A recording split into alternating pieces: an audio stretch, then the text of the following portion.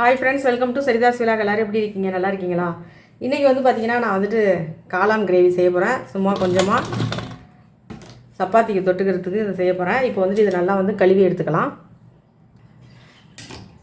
கழுவியாச்சு. இப்போ எடுத்து நம்ம கட் பண்ணி எடுத்துக்கலாம்.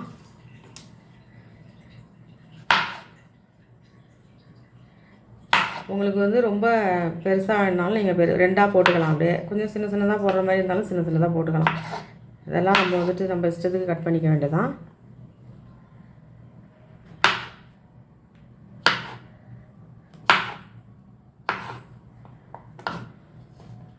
எல்லாத்தையும் மாதிரி கட் பண்ணிடுறேன். அவ்வளோதான், பாருங்கள், கட் பண்ணியாச்சு. இப்போ எடுத்து வேறு பாத்திரத்தில் மாற்றிக்கிறேன்.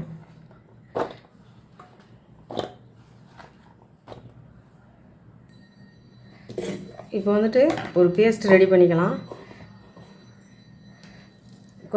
கொத்தமல்லியோட தண்டு தான் இது. கொத்தமல்லி மல்லி இலையோட தண்டு அதுதான் போடுறேன். நல்லா வாசமாக இருக்கும். தேங்காய் உங்களுக்கு கிரேவி எந்த அளவுக்கு தேவையோ அந்த அளவுக்கு போட்டுங்க.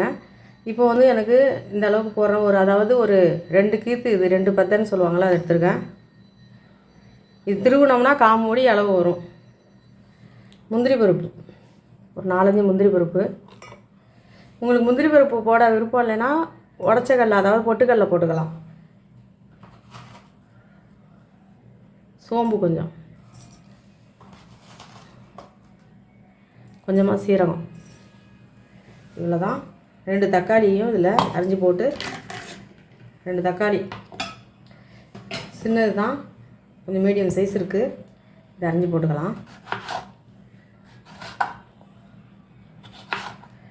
தக்காளியில் இதை கட் பண்ணி எடுத்துடலாம்.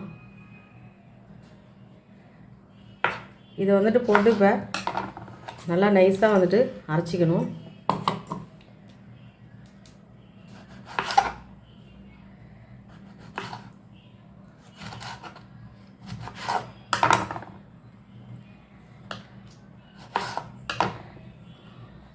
அவ்வளோதான், இதை அரைச்சிட்டு வந்துடுறேன். நல்லா நைஸாக பேஸ்ட்டாக அரைச்சிக்கலாம். நல்லா நைஸாக அரைச்சிட்டேன். இது இருக்கட்டும் ஒரு பக்கம்.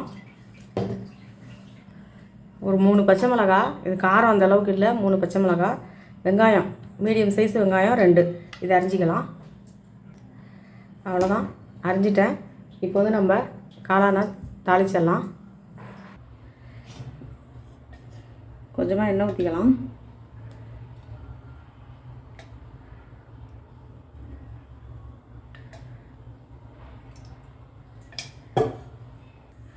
எண்ணெய் காஞ்சிடுச்சு. தாளிக்கிறதுக்கு பட்டை, கிராம்பு, ஏலக்காய்.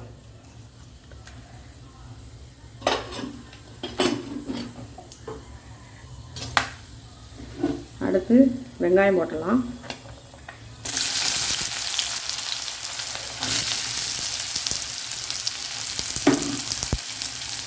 தேவையான உப்பு போட்டுடலாம்.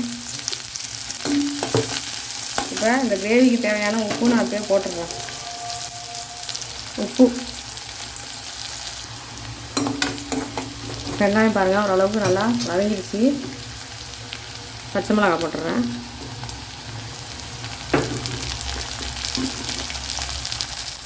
இஞ்சி பூண்டு பேஸ்ட்,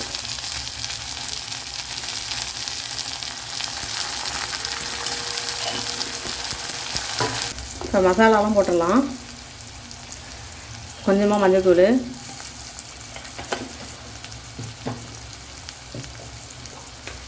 தனி மிளகாத்தூள். இது நான் வீட்டிலேயே அரைச்சி வச்சுருக்கிறது. இதுதான் காரத்துக்கு, இது மட்டும்தான்.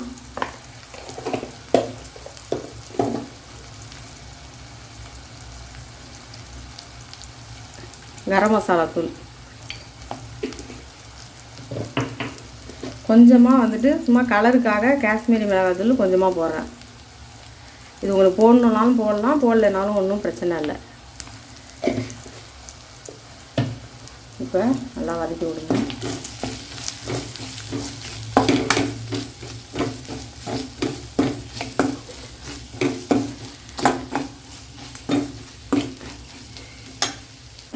இதை நம்ம இதில் ஊற்றிடலாம்.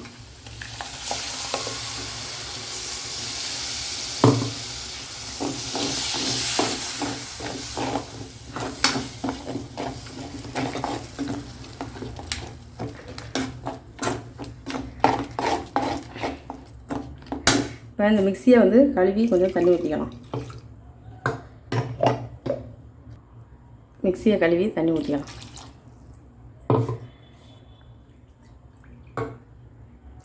அவ்வளோதான்.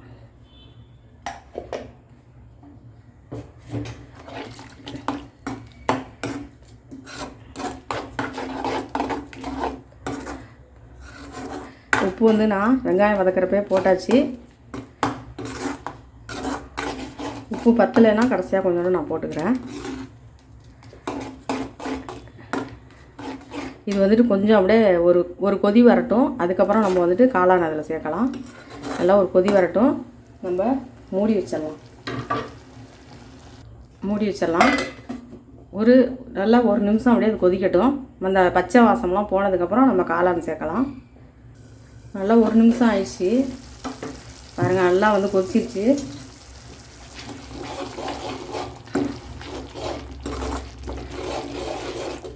இப்போ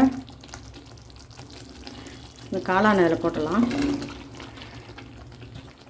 காளான் போட்டு தண்ணியெல்லாம் எதுவுமே ஊற்ற தேவையில்ல. காளான்லேயே தண்ணி நிறையா வரும். அதனால் வந்துட்டு அப்படியே நம்ம வந்துட்டு காளானை போட்டு நல்லா அப்படி கிண்டி விட்டுட்டு மூடி வச்சிடலாம்.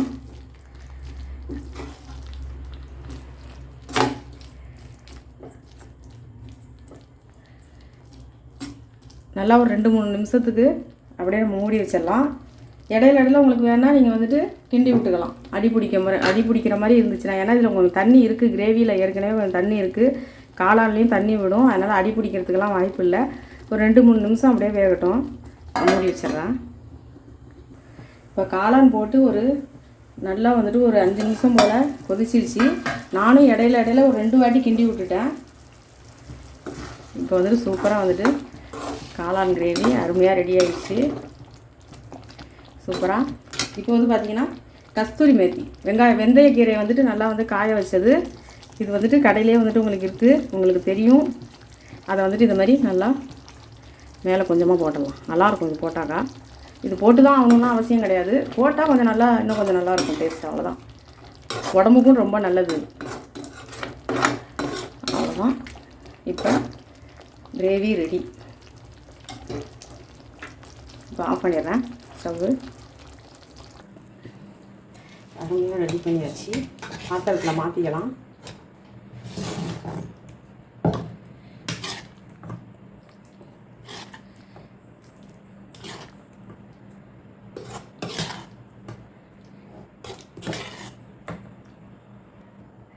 அவ்வளோதான். இப்போ கிரேவி ரெடி ஆகிடுச்சு. சப்பாத்திக்காக தான் அதை செஞ்சுருக்கேன். இப்போ நம்ம வந்து இதை சாப்பிட்டு பார்க்கலாம்.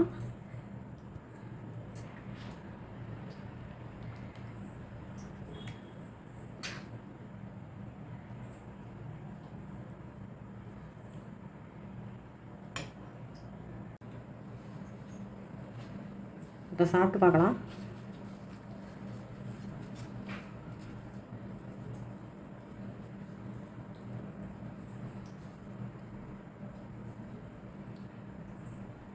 நீங்கள் சாப்பிட்றீங்களா?